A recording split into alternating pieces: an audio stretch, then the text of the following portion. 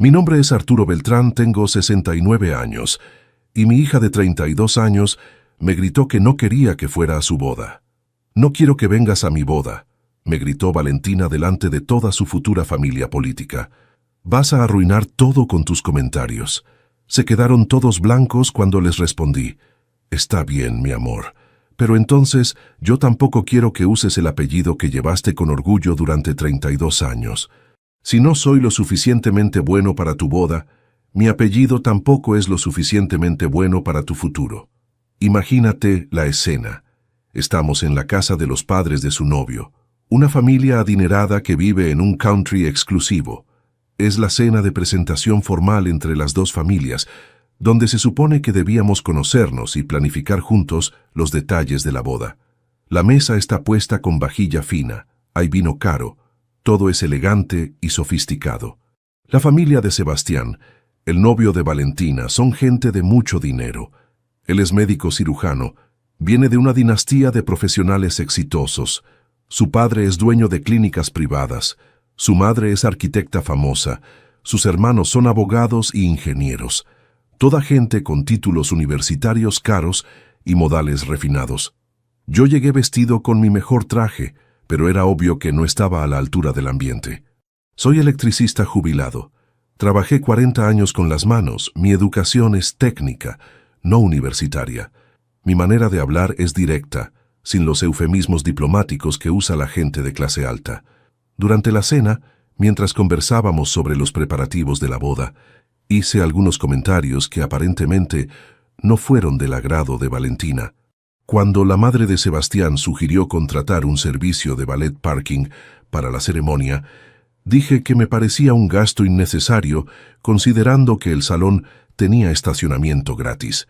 También opiné que tal vez no era necesario importar flores desde Holanda cuando las locales eran igual de lindas y costaban la 10ª parte. Y sugerí que en lugar de tener 8 cursos en el menú, podríamos hacer algo más simple, pero igual de sabroso. La familia de Sebastián me escuchaba con sonrisas educadas pero tensas. Era obvio que mis comentarios los incomodaban, que mi manera práctica de ver las cosas chocaba con sus estándares de sofisticación. Valentina, que había estado callada durante mis intervenciones, finalmente explotó. «Papá», me dijo con voz alta, «podés parar de opinar sobre todo. Es mi boda, no la tuya. Solo estoy tratando de participar en la conversación, mi amor», le respondí. «Pensé que querías que fuera parte de la planificación, pero tus comentarios son embarazosos», me dijo sin importarle que todos estuvieran escuchando. «Parece que lo único que te importa es ahorrar dinero». «No se trata de ahorrar dinero», le expliqué. «Se trata de gastar inteligentemente en las cosas que realmente importan. Vos no entendés nada de elegancia», me gritó. «Esta va a ser la boda más importante de mi vida y vos la estás tratando como si fuera un asado de barrio». Y después vino el golpe final. «No quiero que vengas a mi boda. Vas a arruinar todo con tus comentarios de viejo tacaño». El silencio que siguió fue absoluto. Los padres de Sebastián nos miraban con cara de horror, como si hubieran presenciado un accidente de tránsito. Sebastián tenía la boca abierta sin saber qué decir. Incluso Valentina parecía sorprendida por la crueldad de sus propias palabras, pero yo mantuve la calma. Durante 69 años aprendí que cuando alguien te falta el respeto de esa manera, especialmente delante de extraños, hay que responder con la misma firmeza. «Está bien, Valentina», le dije con una tranquilidad que sorprendió hasta a mí mismo. «No voy a ir a tu boda si mi presencia te molesta tanto». Pero lo que dije después los dejó a todos helados. «Si no soy lo suficientemente bueno para estar en tu boda, entonces mi apellido tampoco es lo suficientemente bueno para que lo uses en tu matrimonio. Mañana mismo voy a iniciar los trámites legales para que cambies tu apellido por el de tu madre antes de casarte». «¿Qué?», me preguntó Valentina sin entender. «Vas a dejar de llamarte Valentina Beltrán y vas a volver a llamarte Valentina Aguirre, como cuando naciste. Si te avergonzás tanto de tu padre, entonces también tenés que avergonzarte de llevar su nombre. Escucha esta historia hasta el final y decime qué pensás. Contame también desde qué ciudad me estás escuchando, porque lo que pasó después va a sorprenderte tanto como los sorprendió a ellos. Para que entiendas por qué las palabras de Valentina me dolieron tanto, tengo que contarte cómo llegamos hasta esta situación. Todo empezó hace 33 años, cuando mi primera esposa, Mónica Aguirre, me abandonó cuando Valentina tenía apenas 6 meses de vida. Mónica era una mujer muy ambiciosa que había estudiado administración de empresas en una universidad privada. Venía de una familia de clase media alta que nunca había aprobado completamente nuestro matrimonio. Para ellos, yo era un electricista sin educación universitaria que no estaba a la altura de los estándares que tenían para su hija. Durante el embarazo, Mónica había estado cada vez más irritable y crítica conmigo. Se quejaba constantemente de que ganaba poco dinero, de que nuestro departamento era muy chico, de que mis amigos eran demasiado simples para su gusto sofisticado. Cuando nació Valentina pensé que la maternidad la iba a calmar, que iba a encontrar propósito en criar a nuestra hija juntos. Pero pasó exactamente lo contrario. Mónica se volvió aún más insatisfecha con nuestra vida, como si el bebé fuera evidencia de que había quedado atrapada en una situación que consideraba inferior a sus méritos. Durante los primeros 6 meses de vida de Valentina, nuestra relación se deterioró completamente. Mónica rechazaba mis intentos de ayudar con el cuidado del bebé, como si yo fuera demasiado torpe o ignorante para participar en la crianza de mi propia hija. También empezó a recibir visitas de un compañero de trabajo que se llamaba Federico, un ejecutivo de marketing con un título de posgrado y ambiciones de clase alta similares a las de Mónica. Era evidente que había una atracción entre ellos, pero cuando confronté a Mónica sobre la situación, me dijo que estaba siendo paranoico y celoso. Un día volví del trabajo y encontré una carta sobre la mesa de la cocina donde Mónica me explicaba que se iba a vivir con Federico. Decía que había descubierto que merecía una vida mejor, que Federico podía darle el tipo de futuro que siempre había soñado, que conmigo solo iba a quedarse estancada en la mediocridad. Lo que más me dolió de esa carta fue lo que decía sobre Valentina. Mónica escribía que era mejor para la nena crecer solo conmigo, porque ella no tenía instintos maternales y no quería sacrificar sus ambiciones profesionales para ser madre de tiempo completo. Se fue esa misma noche, llevándose solo su ropa personal y dejando todo lo relacionado con Valentina. La cuna, los juguetes, la ropa de bebé, incluso las fotos que habíamos sacado durante el embarazo y los primeros meses de vida. De un día para el otro, me encontré como padre soltero de una bebé de 6 meses, sin tener ni idea de cómo manejar la situación. No sabía preparar mamadera correctamente, no sabía interpretar sus diferentes tipos de llanto, no sabía cómo bañarla sin tener miedo de lastimarla. De un día para el otro, me encontré como padre soltero de una bebé de 6 meses, sin tener ni idea de cómo manejar la situación. No sabía preparar mamadera correctamente, no sabía interpretar sus diferentes tipos de llanto, no sabía cómo bañarla sin tener miedo de lastimarla. La primera noche, solo con Valentina, fue la más larga de mi vida. Cada vez que lloraba yo entraba en pánico. ¿Tenía hambre? ¿Estaba enferma? ¿Le dolía algo? Era normal que un bebé llorara tanto. No tenía ni idea de cómo interpretar sus señales. Recuerdo que a las 3 de la mañana, después de 2 horas de llanto inconsolable, llamé desesperado a mi hermana Teresa para pedirle ayuda. Teresa tenía 3 hijos propios y vivía en otra ciudad, pero fue la única persona que se me ocurrió que podía guiarme. «Arturo», me dijo Teresa con mucha paciencia a pesar de la hora, «¿le diste de comer? ¿Le cambiaste el pañal? ¿No está muy abrigada o muy destapada?» «Hice todo eso», le dije, «pero no para de llorar. A veces los bebés lloran porque extrañan el contacto físico», me explicó. «Probá cargarla y caminar un poco por la casa mientras le cantás algo». «No sé cantar canciones de bebé», le confesé. «Cantá cualquier cosa», me dijo Teresa. «Lo importante es el sonido de tu voz y el movimiento». Esa noche caminé durante 2 horas por toda la casa cargando a Valentina y cantándole canciones de folclore que había aprendido de chico. Finalmente se calmó y se durmió, pero yo quedé completamente exhausto y con la sensación de que no tenía ni idea de lo que estaba haciendo. Durante las primeras semanas, cada día era una nueva crisis. Valentina rechazaba la leche de fórmula que había comprado, así que tuve que probar diferentes marcas hasta encontrar una que le gustara. Lloraba durante horas seguidas. especialmente por las tardes, sin que yo pudiera entender por qué. El pediatra me explicó que algunos bebés tienen cólicos que son completamente normales, pero muy angustiantes para los padres primerizos. Me dio consejos sobre masajes abdominales que podía hacerle para aliviar las molestias, pero implementar estas técnicas siendo un electricista con manos grandes y callosas era muy difícil. También tenía que aprender a manejar los aspectos logísticos de cuidar a un bebé mientras trabajaba a tiempo completo.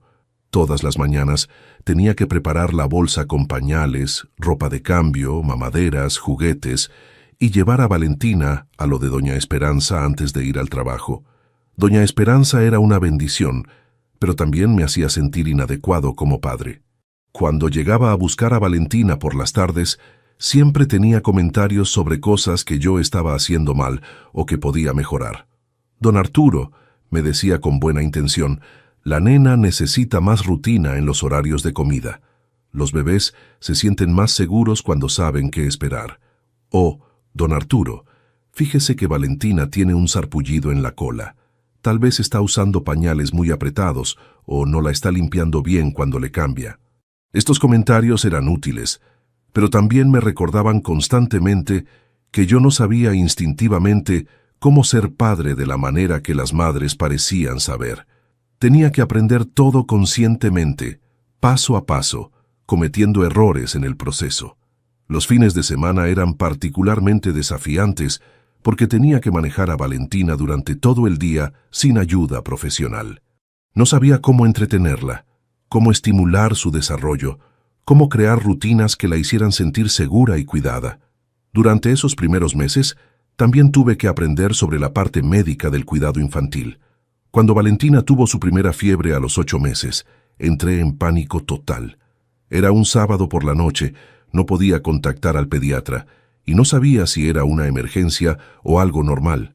Llevé a Valentina a la guardia del hospital pediátrico. Esperamos 4 horas en una sala de emergencias, llena de niños enfermos y padres desesperados. Cuando finalmente nos atendieron, el médico me dijo que era solo un resfriado común que se curaría solo en unos días. Pero durante esas 4 horas de espera, cargando a Valentina que lloraba de malestar, me di cuenta de lo solo que estaba en la responsabilidad de cuidar a mi hija. No había nadie más que tomara decisiones conmigo, nadie más que compartiera la preocupación cuando algo parecía estar mal. A medida que Valentina crecía, los desafíos cambiaron, pero no disminuyeron. Cuando empezó a gatear a los 10 meses, tuve que reorganizar completamente la casa para hacerla segura para un bebé móvil. Puse protectores en todos los enchufes, cerraduras en los armarios, esquineros en los muebles. Pero también tenía que aprender a balancear mi trabajo con las necesidades crecientes de Valentina. Como electricista, muchas veces tenía que trabajar en emergencias o proyectos que requerían horarios extensos, pero ahora tenía que recoger a Valentina a horario fijo de lo de Doña Esperanza. Esto significó que tuve que rechazar trabajos que requerían viajes o estadías prolongadas fuera de la ciudad. También tuve que ser muy selectivo sobre los trabajos de fin de semana, porque esos eran los únicos momentos que tenía para estar completamente dedicado a Valentina. Económicamente, ser padre soltero con ingresos limitados era una lucha constante. Los pañales, la leche de fórmula, la ropa que Valentina superaba cada pocos meses, las consultas médicas, todo costaba mucho más de lo que había anticipado. Para generar ingresos adicionales, empecé a hacer trabajos de electricidad los fines de semana para familias particulares. Estos trabajos pagaban mejor que mi sueldo regular, pero significaban que tenía menos tiempo para pasar con Valentina. Algunas veces tenía que llevar a Valentina conmigo a estos trabajos de fin de semana cuando no encontraba niñera disponible. Recuerdo instalar aire acondicionado en casas familiares mientras Valentina dormía en su cochecito, en un rincón seguro, o arreglar instalaciones eléctricas mientras ella jugaba con sus juguetes en el patio de los clientes.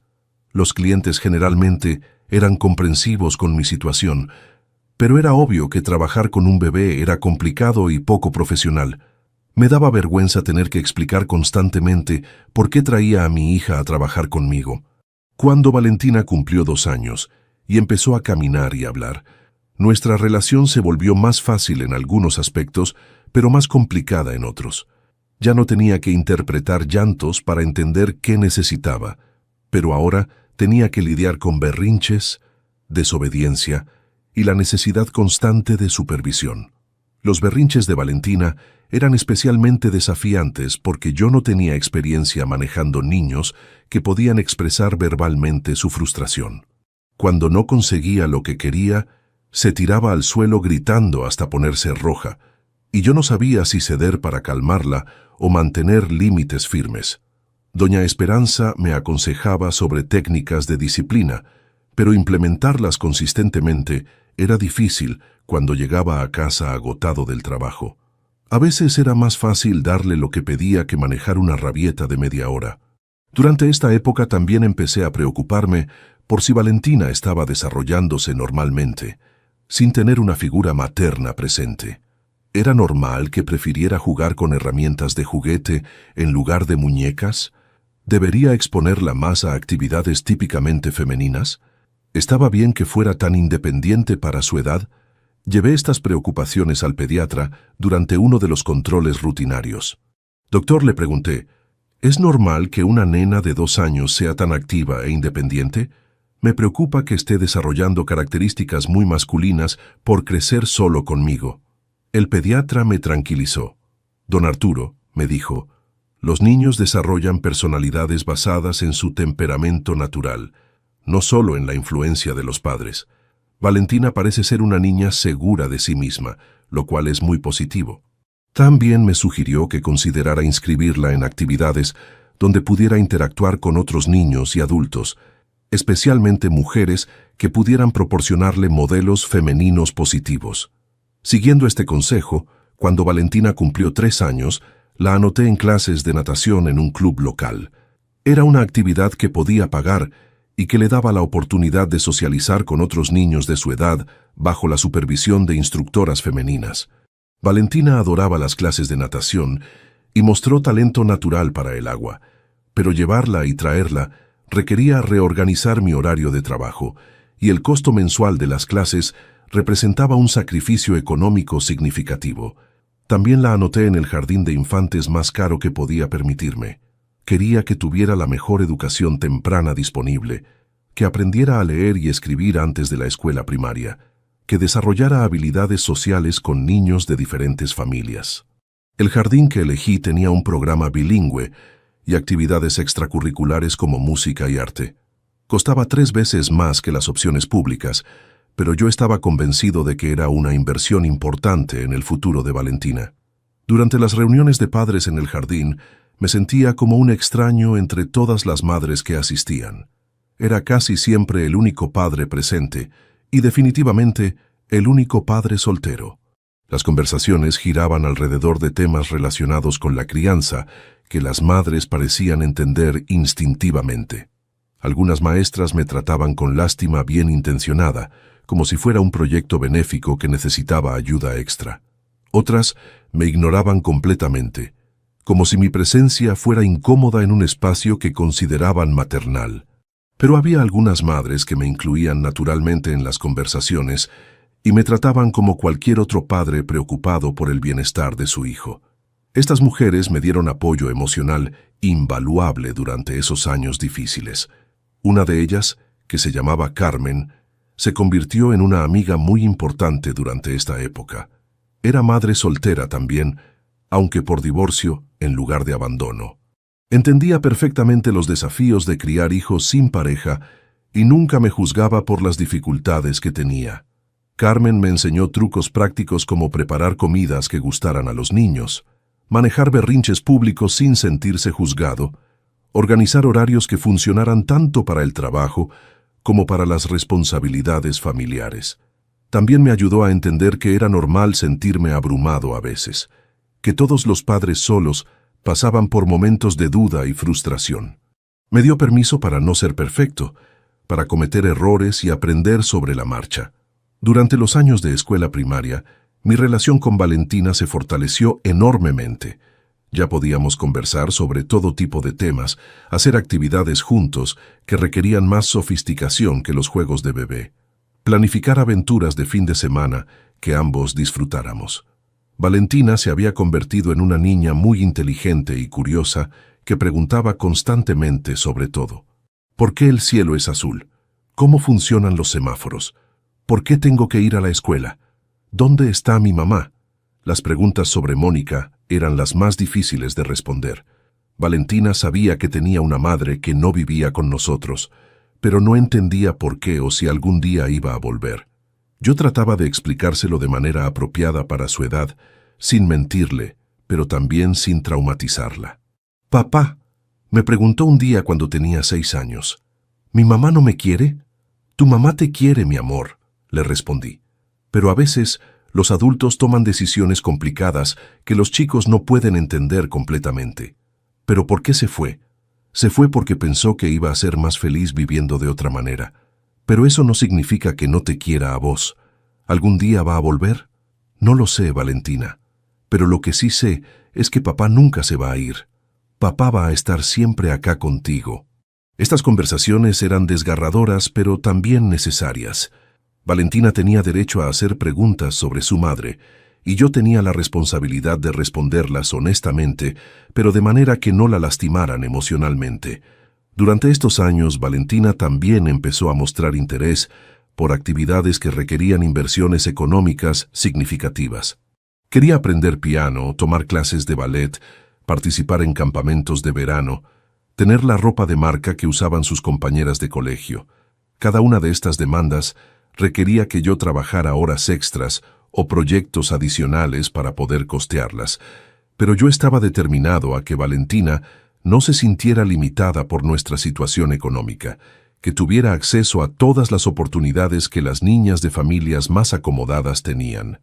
Esto significó que durante años prácticamente no tuve vida personal fuera del trabajo y la paternidad. No salía con amigos, no tenía hobbies propios, no me compraba nada que no fuera estrictamente necesario. Todo mi dinero y mi tiempo estaban dedicados a Valentina. Algunas veces me sentía agotado por la responsabilidad constante, especialmente cuando Valentina tenía rabietas o pasaba por etapas difíciles de crecimiento. Pero también me sentía orgulloso de estar logrando criarla sola, de ver cómo se desarrollaba en una niña inteligente y cariñosa. Los momentos más felices eran cuando Valentina mostraba afecto genuino hacia mí, cuando me decía que era el mejor papá del mundo, cuando me hacía dibujos en el colegio, cuando se acurrucaba conmigo para ver televisión los domingos por la tarde. Estos momentos me recordaban por qué había valido la pena todos los sacrificios, por qué había elegido poner su bienestar por encima de mi comodidad personal, por qué me sentía orgulloso de ser su papá a pesar de todas las dificultades. Durante esos años duros, tomé la decisión de que Valentina nunca iba a sentir que le faltaba algo por no tener madre. Trabajé horas extras todos los días, ahorré cada peso, me privé de todo gasto personal para poder darle las mejores oportunidades que estuvieran a mi alcance. Cuando cumplió 4 años, la anoté en el jardín privado más caro que pude pagar. Cuando mostró interés por la danza, le pagué clases en una academia prestigiosa. Cuando necesitó ayuda extra con inglés, contraté una profesora particular. Todo esto costaba mucho más de lo que ganaba normalmente, así que empecé a hacer trabajos de electricidad los fines de semana para familias particulares. Arreglaba instalaciones, ponía aire acondicionado, hacía todo tipo de trabajos eléctricos para generar ingresos adicionales. Valentina creció sabiendo que papá trabajaba muchísimo para darle todo lo que necesitaba, pero nunca le hice sentir culpa por eso.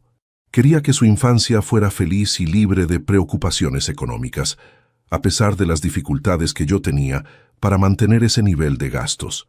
Durante la escuela primaria, nuestra relación era excelente.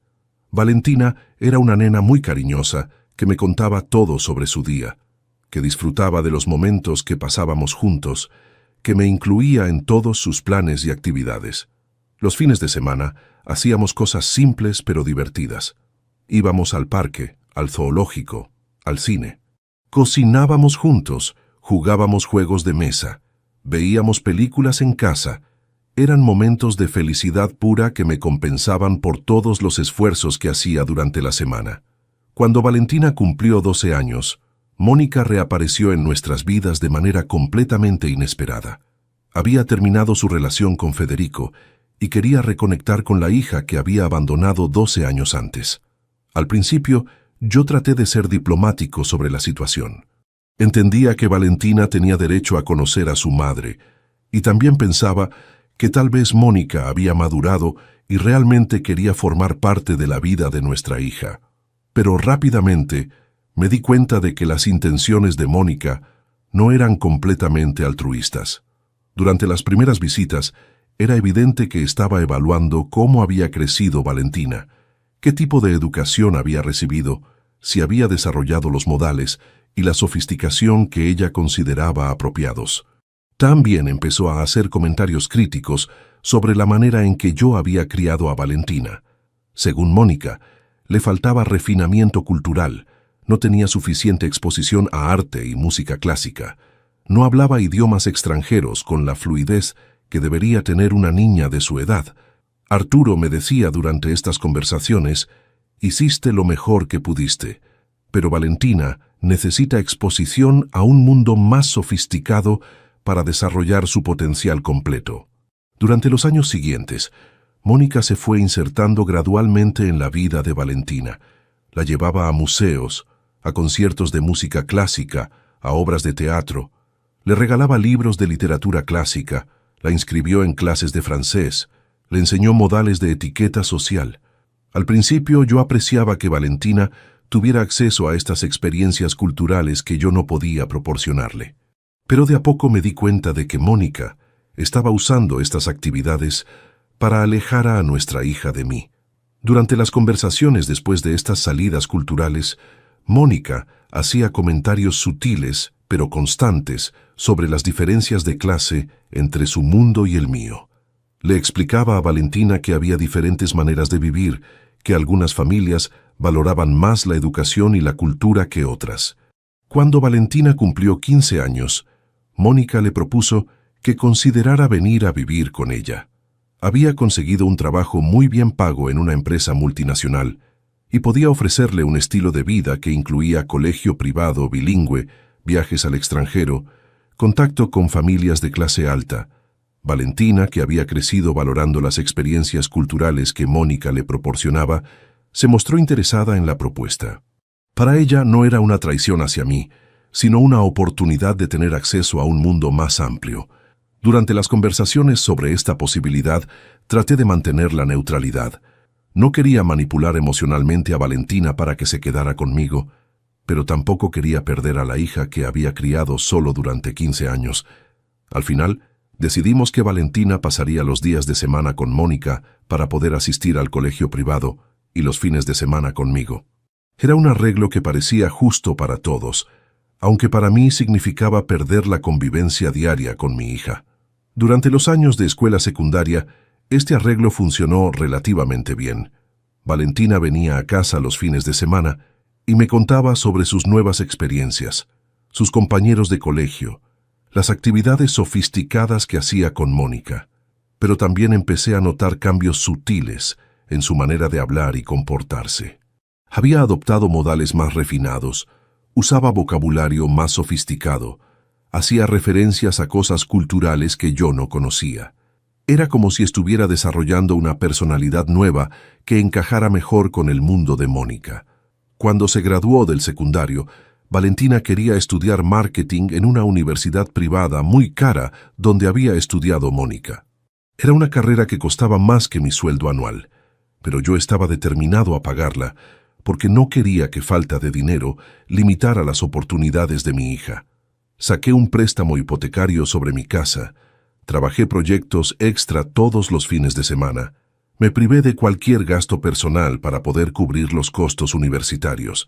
Durante 5 años, prácticamente todo mi dinero se destinó a la educación de Valentina. Durante la universidad, Valentina siguió viviendo principalmente con Mónica, pero manteníamos contacto regular. Me contaba sobre sus materias, sus proyectos, sus planes profesionales. También me presentó a varios novios que tuvo durante esos años, chicos que generalmente venían de familias acomodadas similares a la de Mónica. Cuando se recibió de la universidad con excelentes notas, organicé una fiesta en casa para celebrar su logro. Invité a todos mis familiares, algunos amigos, algunos compañeros de trabajo. Era mi manera de mostrar lo orgulloso que estaba de que mi hija fuera profesional universitaria. Durante la fiesta, Valentina hizo un discurso que me emocionó profundamente. Quiero agradecer especialmente a mi papá Arturo, dijo delante de todos los invitados, que trabajó día y noche para pagarme la carrera que quería. Sin sus sacrificios, nada de esto habría sido posible. Era el reconocimiento público que había esperado durante años, la confirmación de que mi hija valoraba todo lo que había hecho por ella, que entendía la magnitud de los esfuerzos que había hecho para darle las mejores oportunidades. Después de graduarse, Valentina consiguió trabajo en una agencia de marketing muy prestigiosa, donde conoció a Sebastián, el médico con el que se iba a casar. Sebastián venía de una familia de profesionales exitosos, tenía un futuro brillante como cirujano y, claramente, estaba muy enamorado de mi hija. Cuando Valentina me presentó a Sebastián, me cayó muy bien. Era un joven educado y trabajador que trataba a mi hija con respeto y cariño. También me gustó que, a diferencia de otros novios anteriores, no actuara de manera condescendiente conmigo por mi origen más humble. Durante los 2 años de noviazgo, nuestra relación siguió siendo buena. Valentina venía a almorzar con Sebastián los domingos, me contaban sobre sus planes de futuro, me incluían en conversaciones sobre la posible boda. Cuando Sebastián me pidió formalmente la mano de Valentina, fue un momento muy emotivo. Me explicó que amaba profundamente a mi hija, que tenía recursos suficientes para mantenerla bien, que quería formar una familia sólida con ella. Don Arturo, me dijo durante esa conversación, quiero pedirle oficialmente la mano de Valentina. Sé que usted hizo muchos sacrificios para criarla y educarla, y quiero asegurarle que voy a cuidarla y respetarla como se merece. Me emocioné mucho con esa conversación. Sentía que estaba entregando a mi hija a un hombre que la iba a valorar, que iba a continuar proporcionándole las oportunidades que yo había tratado de darle durante 32 años. Pero durante el proceso de planificación de la boda, empecé a darme cuenta de que había un problema serio con la dinámica social entre las dos familias. Los padres de Sebastián eran gente muy adinerada que estaba acostumbrada a un nivel de sofisticación que yo no podía igualar. Las primeras reuniones fueron educadas pero tensas. Era evidente que la familia de Sebastián me evaluaba constantemente, que se preguntaban si yo estaba a la altura de los estándares sociales que esperaban de la familia política de su hijo. También noté que Valentina se comportaba de manera diferente cuando estaba con ellos. Adoptaba modales más refinados, usaba vocabulario más sofisticado, actuaba como una versión más elegante de sí misma. Era como si estuviera representando un personaje que encajara mejor con las expectativas de su nueva familia. Durante estas reuniones de planificación, yo trataba de participar constructivamente en las conversaciones, pero mis sugerencias prácticas sobre costos y logística claramente chocaban con las expectativas de elegancia ilimitada que tenía la familia de Sebastián. Cuando sugerí que tal vez podíamos hacer algunos ajustes para reducir los gastos de la boda, los padres de Sebastián me miraron como si hubiera dicho algo inapropiado. Para ellos, una boda era una inversión en estatus social, no algo donde había que buscar maneras de ahorrar dinero. También empecé a notar que Valentina se avergonzaba sutilmente de mis comentarios. No me contradecía directamente delante de ellos, pero después me decía en privado que tratara de ser más diplomático, que entendiera que esta gente tenía estándares diferentes a los nuestros. Papá, me decía después de estas reuniones, entiendo que querés ayudar con la planificación, pero tal vez sería mejor que dejaras que ellos manejen los detalles más sofisticados. ¿Por qué?, le preguntaba. ¿Acaso mis opiniones no son válidas? Sí son válidas, me respondía, pero esta gente está acostumbrada a hacer las cosas de cierta manera. No quiero que haya malentendidos. Malentendidos. Así describía la posibilidad de que yo dijera algo que revelara mi origen más humilde delante de su futura familia política sofisticada. Todo esto culminó en la cena de presentación formal que te conté al principio. Era la primera vez que las dos familias se reunían oficialmente para conocerse y planificar la boda juntos. Yo fui con la mejor intención de participar como padre de la novia, pero era evidente que mi presencia incomodaba a todos. Durante la conversación sobre los preparativos, hice comentarios que me parecían completamente razonables sobre costos y practicidad. Pero la reacción de la familia de Sebastián, y especialmente de Valentina, me demostró que había cruzado una línea invisible. Cuando Valentina me gritó que no quería que fuera a su boda, no solo me estaba echando de la ceremonia, me estaba diciendo que me avergonzaba de tenerme como padre, que mi presencia era incompatible con la imagen social que quería proyectar en su nuevo mundo. Mi respuesta sobre el apellido no fue impulsiva. Fue el resultado de años de darme cuenta de que mi hija había desarrollado una perspectiva sobre clase social que me excluía como figura paterna adecuada. Si Valentina se avergonzaba tanto de mí que no podía soportar que estuviera en su boda, entonces, lógicamente también debería avergonzarse de llevar mi apellido. Era una cuestión de coherencia. No podía rechazarme como persona, pero mantener mi nombre como identidad.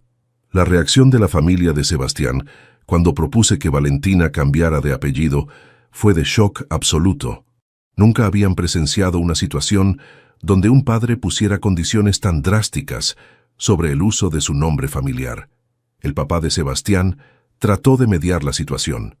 «Don Arturo», me dijo con voz diplomática, «creo que todos estamos un poco alterados. Tal vez deberíamos calmarnos y buscar una solución que funcione para toda la familia». «La solución es simple», le respondí. «Si mi hija no me quiere en su boda, entonces no me quiere en su vida. Y si no me quiere en su vida, no tiene sentido que lleve mi apellido». La madre de Sebastián también trató de intervenir. «Señor Beltrán», me dijo, «entiendo que se sienta herido, pero cambiar el apellido es una medida muy extrema. Seguramente podemos encontrar una manera de resolver esto». «No hay nada que resolver», le expliqué. «Valentina tiene derecho a decidir quién quiere en su boda, y yo tengo derecho a decidir quién puede usar mi apellido». Durante los días siguientes, Valentina me llamó varias veces tratando de convencerme de que no siguiera adelante con el cambio de apellido. «Papá», me decía, estaba enojada. Dije cosas que no quería decir. «No podés castigarme de esta manera». «No es un castigo, Valentina, es coherencia.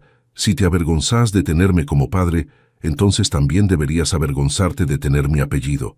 «Pero es mi identidad», me protestaba. «He sido Valentina Beltrán toda mi vida. Y yo he sido tu padre toda tu vida», le respondía. «Pero si eso no significa nada para vos, entonces el apellido tampoco debería significar nada». La primera llamada después del incidente en la cena familiar fue particularmente desesperada. Valentina había pasado toda la noche discutiendo con Sebastián y su familia sobre lo que había pasado. Era evidente que ellos estaban presionándola para que arreglara la situación conmigo. «Papá», me dijo con voz quebrada, «Sebastián está muy preocupado por todo esto. Su familia piensa que somos disfuncionales como familia. No pueden entender cómo llegamos a esta situación. Tal vez porque no entienden lo que significa faltar el respeto a un padre que sacrificó todo por una hija durante 32 años. Le respondí. «Pero ellos dicen que es normal que las familias tengan desacuerdos durante la planificación de bodas. Que todas las novias se estresan y dicen cosas que no quieren decir». «¿Vos pensás que lo que me dijiste fue solo estrés de novia?», le pregunté directamente. Hubo un silencio largo antes de que respondiera. «No lo sé, papá. Estaba muy frustrada con toda la situación». «¿Frustrada con qué? ¿Con tener un padre que opinaba sobre una boda que estaba ayudando a financiar?» «No era eso», me dijo, pero sin convicción. «Entonces, ¿qué era, Valentina? Porque desde mi perspectiva, parecía que te avergonzabas de tenerme delante de tu nueva familia sofisticada». Otra llamada que recibí fue de Sebastián mismo. Era la primera vez que hablaba directamente conmigo desde el incidente, y era obvio que estaba tratando de manejar una crisis familiar que no entendía completamente. «Don Arturo», me dijo con voz diplomática, «entiendo que se sintió ofendido por lo que pasó en la cena. Valentina me explicó que usted está considerando algunas decisiones drásticas». «No son decisiones drásticas, Sebastián. Son decisiones lógicas basadas en lo que tu novia me dejó muy claro sobre mi lugar en su vida. Pero, señor, creo que hubo malentendidos. Valentina estaba estresada, todos estábamos nerviosos. Las familias siempre tienen tensiones durante la planificación de bodas. ¿Vos le dirías a tu padre que no querés que vaya a tu boda?, le pregunté directamente. Sebastián se quedó callado un momento. No, señor, nunca le diría eso a mi padre. Entonces, ¿entendés por qué no puedo simplemente ignorar lo que pasó? Pero el cambio de apellido parece una medida muy extrema, me dijo. ¿No hay manera de resolver esto de forma menos drástica? La medida extrema fue lo que hizo tu novia, Sebastián. Yo simplemente estoy respondiendo de manera coherente. También recibí una llamada de la madre de Sebastián, que estaba evidentemente preocupada por cómo esta situación familiar iba a afectar la reputación de su hijo y su familia. Señor Beltrán, me dijo con voz cautelosa, lamento mucho lo que pasó en nuestra casa. Entiendo que se sintió irrespetado. No solo me sentí irrespetado, señora, fui irrespetado, delante de ustedes, por mi propia hija. Sí, entiendo eso. Pero ¿no cree que Valentina puede haber reaccionado por estrés? El proceso de planificar una boda puede ser muy abrumador para una joven. El estrés no justifica la crueldad, le respondí, y definitivamente no justifica decirle a tu padre que no querés que vaya a tu boda. ¿Hay alguna manera en que podemos ayudar a resolver esta situación?, me preguntó. Tal vez si Valentina se disculpa formalmente. Las disculpas tienen que ser genuinas, no estratégicas, le expliqué. Y por ahora, todo lo que veo son intentos de manejar las consecuencias, no reconocimiento real del problema. El padre de Sebastián también me contactó, pero con un enfoque más directo y businesslike. Era evidente que veía toda la situación como un problema logístico que había que resolver eficientemente. Don Arturo, me dijo, entiendo que hay tensiones familiares, pero tenemos una boda planificada para dentro de 3 meses. ¿Qué necesitamos hacer para resolver esto y seguir adelante? No necesitan hacer nada, le respondí. Valentina puede tener su boda perfectamente, solo que va a ser Valentina Aguirre quien se case, no Valentina Beltrán. Pero eso va a crear confusión logística, me dijo. Las invitaciones ya están impresas, los documentos legales están en proceso.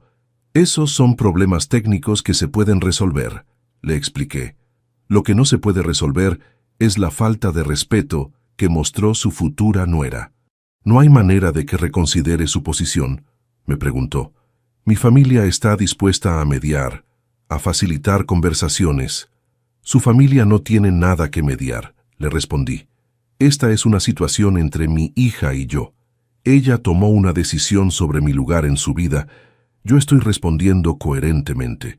Durante esas semanas también recibí presión de familiares que pensaban que estaba siendo demasiado rígido. Mi hermana Teresa me llamó preocupada después de que Valentina la contactara para pedirle que intercediera. Arturo, me dijo Teresa, Valentina me contó lo que pasó. ¿No te parece que estás exagerando un poco? ¿Te parece poco que una hija le diga a su padre que no quiere que vaya a su boda?, le pregunté. No, eso está mal, admitió Teresa. Pero el cambio de apellido parece una venganza muy grande. No es venganza, Teresa, es coherencia. Si Valentina no me quiere como padre, ¿por qué querría mi apellido como identidad? Pero es tu única hija, Arturo, y vos fuiste un padre excelente. ¿No vale la pena tratar de arreglar las cosas?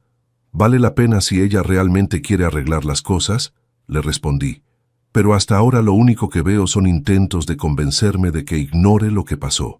También recibí llamadas de algunos compañeros de trabajo que se habían enterado de la situación.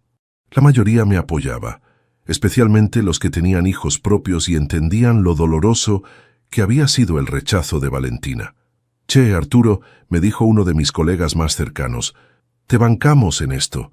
Ningún padre tendría que aguantar que su hija lo trate así, especialmente después de todo lo que hiciste por ella. Gracias, le dije.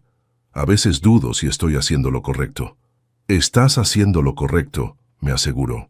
Los hijos tienen que aprender que hay consecuencias cuando faltan el respeto a sus padres, pero también había gente que pensaba que estaba siendo demasiado severo. Un vecino que me conocía desde hacía años me paró en la calle para darme su opinión. Don Arturo, me dijo, entiendo que se sintió lastimado, pero ¿no cree que está siendo muy duro con Valentina? Al final, es su hija. Ella decidió que no quería ser mi hija cuando me dijo que no fuera a su boda, le respondí. Pero las palabras dichas en caliente no siempre reflejan lo que realmente pensamos, me dijo. Tal vez, le respondí, pero las palabras tienen consecuencias, especialmente cuando son tan hirientes como las que me dijo Valentina. Una semana después del incidente, decidí ir personalmente al registro civil para iniciar los trámites del cambio de apellido. Quería que Valentina supiera que hablaba en serio, que no era una amenaza vacía para presionarla. El empleado del registro civil me miró con confusión cuando le expliqué lo que quería hacer. «Señor», me dijo, «es muy inusual que un padre pida cambiar el apellido de su hija adulta. ¿Está seguro de que quiere proceder?» «Completamente seguro», le confirmé. «¿Puedo preguntarle por qué?», me dijo. «Normalmente este tipo de cambios se hacen por razones muy específicas.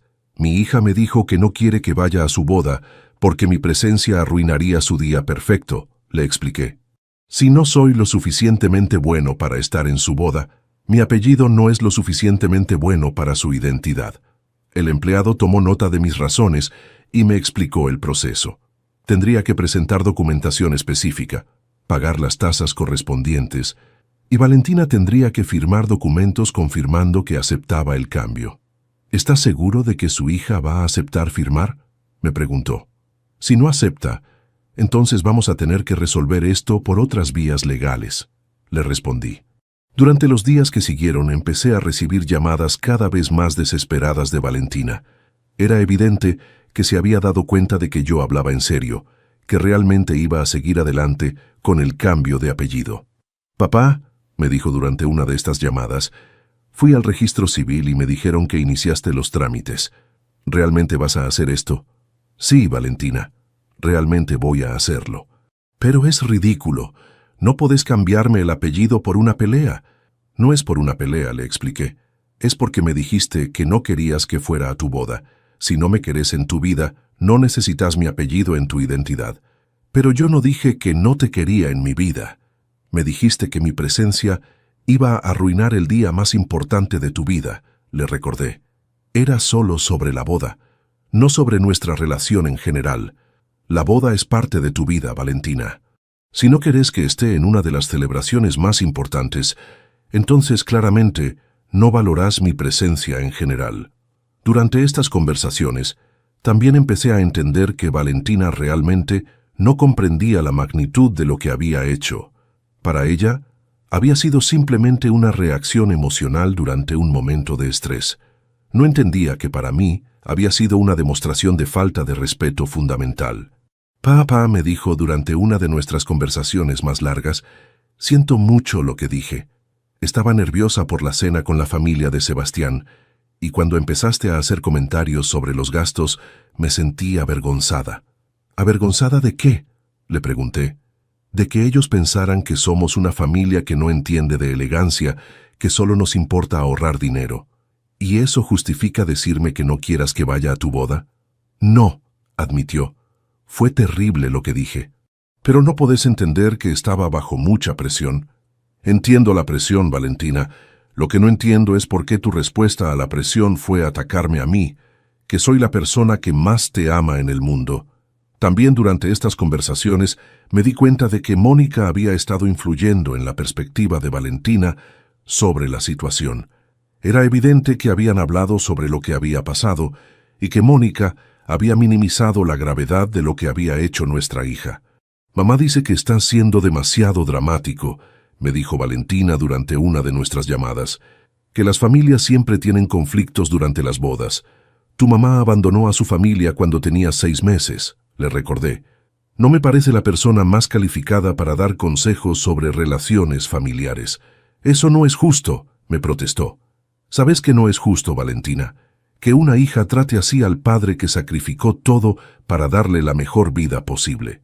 Después de 2 semanas de llamadas y discusiones, finalmente le dije a Valentina que tenía que decidir. O se disculpaba genuinamente y reconocía que lo que había hecho estaba mal, o yo iba a seguir adelante con el cambio de apellido. Valentina, le dije, necesito que me digas honestamente, ¿te avergonzás de tenerme como padre? No me avergüenzo de tenerte como padre, me respondió, pero sin mucha convicción. Entonces, ¿por qué no querías que fuera a tu boda? Porque temía que dijeras algo que pudiera incomodar a la familia de Sebastián, me confesó. ¿Cómo qué? Como comentarios sobre dinero, o críticas a sus planes, o, no sé, cosas que mostraran que no entendemos su nivel social. Ahí estaba la verdad. Valentina no se avergonzaba de mí como persona, pero se avergonzaba de mí como representante social delante de su nueva familia de clase alta.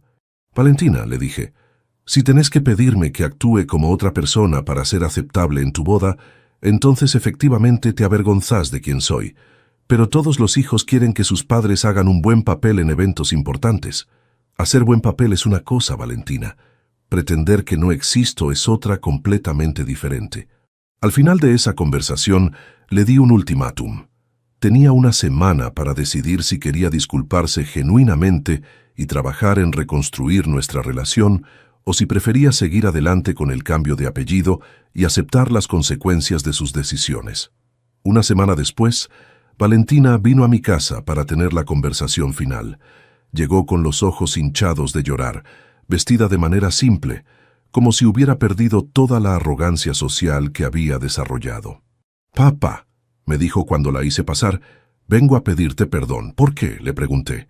«Por decirte que no quería que vinieras a mi boda, por avergonzarme de vos delante de la familia de Sebastián, por tratar mal al padre que me dio todo». Era lo que había esperado escuchar durante semanas, pero llegaba demasiado tarde. El daño emocional ya estaba hecho, y yo había perdido la confianza en la sinceridad de Valentina. ¿Te disculpas porque realmente te das cuenta de que estuvo mal, o porque querés evitar las consecuencias?, le pregunté. Me disculpo porque sé que lo que hice estuvo terrible, me dijo. Pero durante toda esa conversación, yo podía sentir que Valentina seguía sin entender completamente la magnitud de lo que había hecho.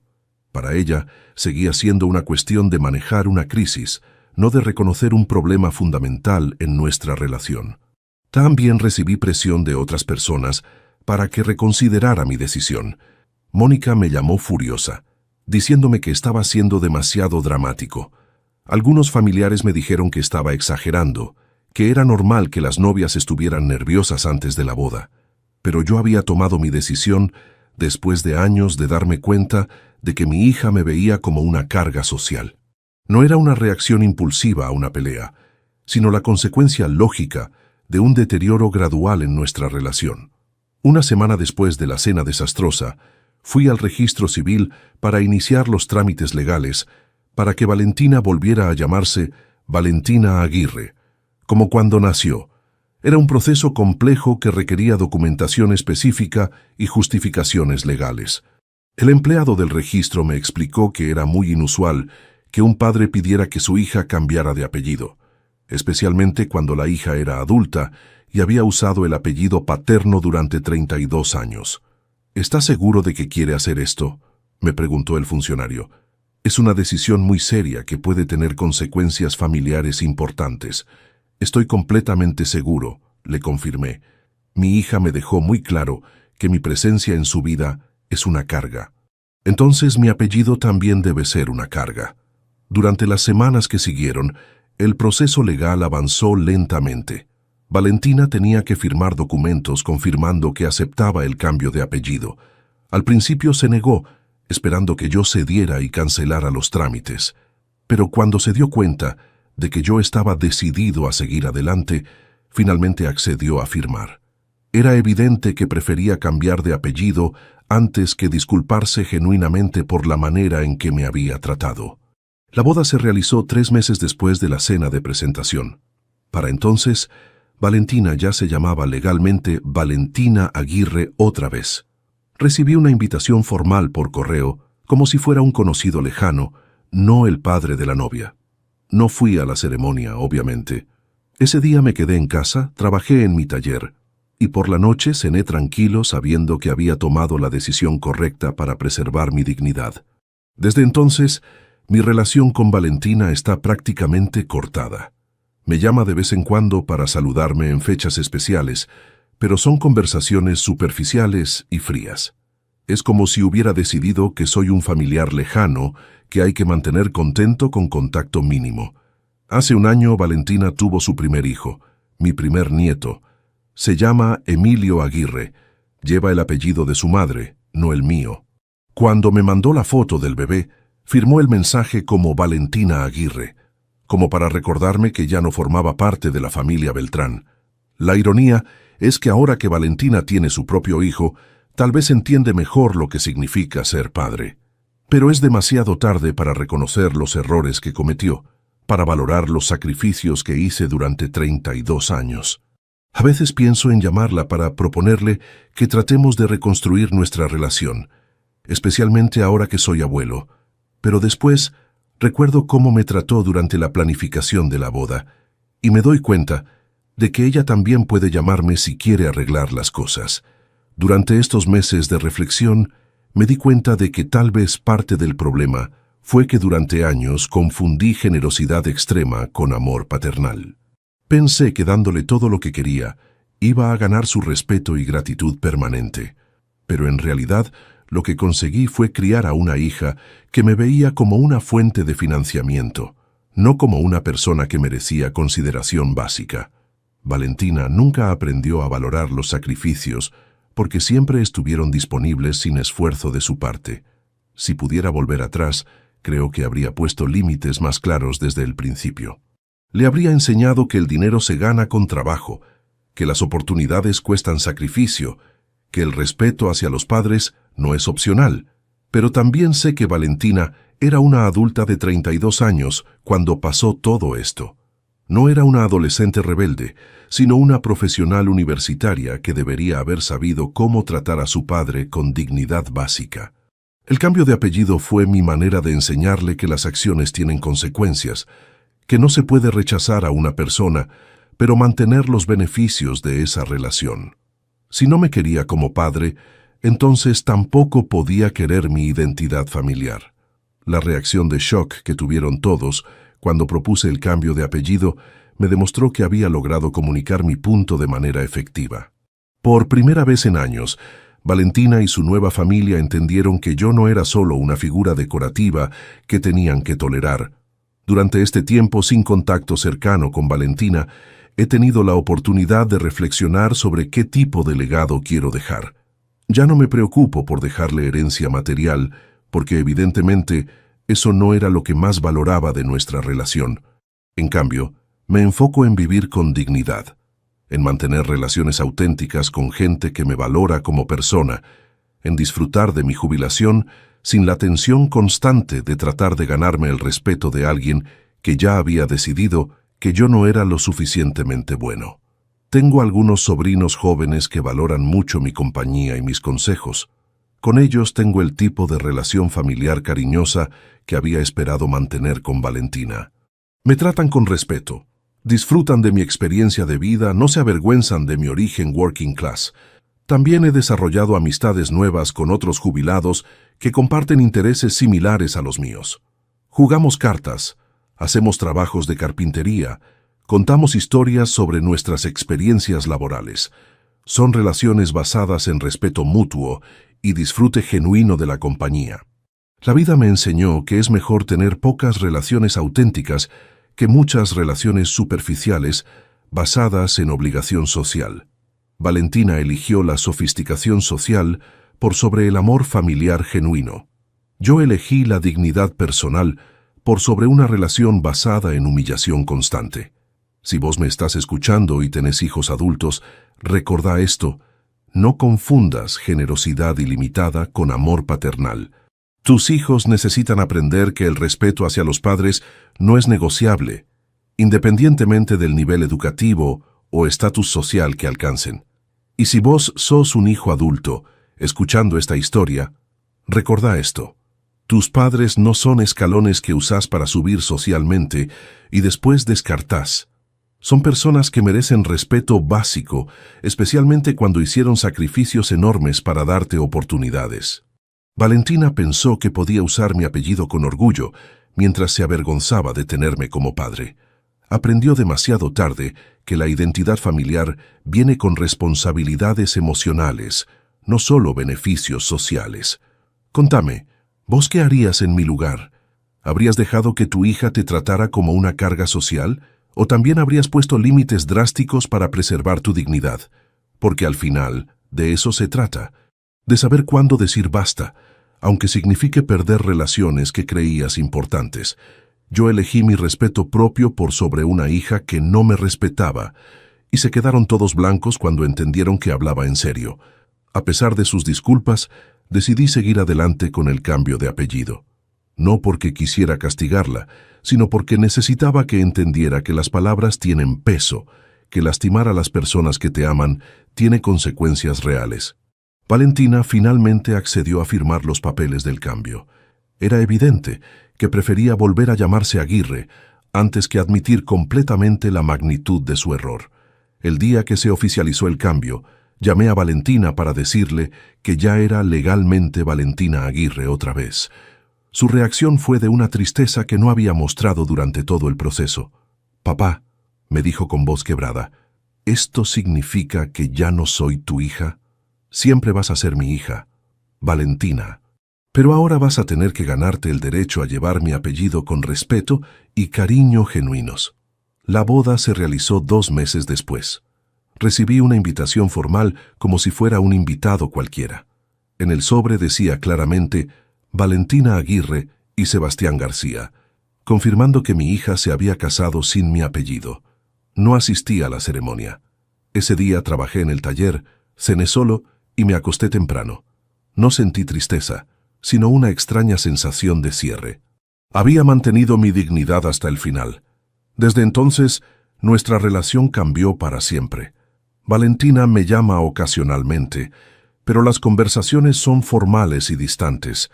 Es como si fuéramos parientes lejanos que mantienen contacto por educación. Cuando tuvo su primer hijo el año pasado, me mandó una foto por mensaje.